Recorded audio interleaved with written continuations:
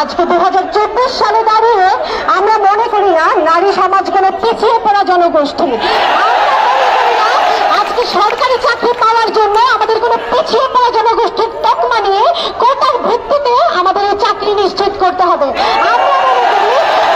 আমরা মনে করি আমাদের ভাইদের কাঁধে কাঁধ মিলিয়ে আমরা মেধার ভিত্তিতে এগিয়ে যাব।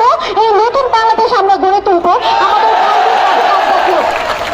আমরা মনে করি শুধুমাত্র আদিবাসী এবং প্রতিবন্ধী জনগোষ্ঠীর জন্য কোটা বজায় রেখে কোটার সর্বনিম্ন যতটুকু কমিয়ে আনা যায় শুধুমাত্র আদিবাসী এবং প্রতিবন্ধীদের সেখানে ইনক্লুড করে সেখানে কোটা পদ্ধতি ন্যূনতম মাত্রায় কমিয়ে আনতে হবে।